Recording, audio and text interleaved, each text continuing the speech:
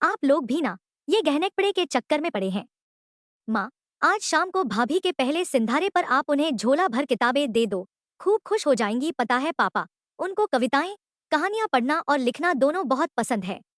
देखा नहीं, दिन भर कविताएं, कहानियां लिखती रहती हैं। इस दुकान से उस दुकान घूमते हुए नेहा ने अचानक ये सुझाव दिया। मुझे सुखद आश्चर्य हुआ।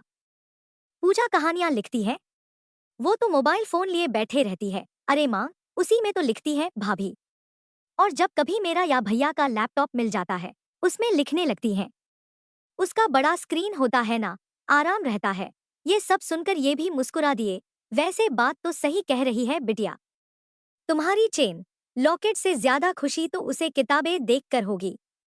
अरे बेटा, तुम्हारी माँ को भी साहित्य में बड़ी रुचि थी। मुझे याद है कैसे छुप छुप कर किताबें पढ़ती थी, अनजाने में ही सही।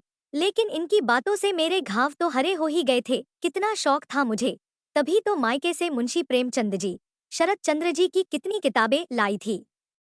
ससुराल में ये सब किसी को पसंद नहीं आया। धूल फांकती किताबें ना जाने कब रद्दी वाले के ठेले पर पहुंच गईं। पता ही नहीं चला।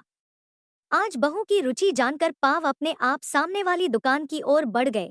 आज तुम्हारा पहला सिंधारा है पूजा। मैंने टीका लगाते हुए उसका मुंह मीठा कराया। हमारी ओर से ये सब तुम्हारे लिए।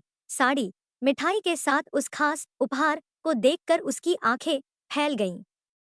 माँ, लैपटॉप। पूजा डबडबाई आंखें लिए मेरे पैर छूते हुए बोली। मुझे बहुत जरूरत थी माँ इसकी। आपको इतने प्यारे उपहार के लिए थैंक्स कैसे कहूँ? बताइए। बहुत आसान है पूजा, मैं उसके गाल थपथपाते हुए बोली। किस्से खानियों में हम सास लोग बहुत बदनाम हैं। एक कहानी किसी सास की तारीफ करते हुए लिख देना, मुझे तुम्हारा थैंक्स मिल जाएगा।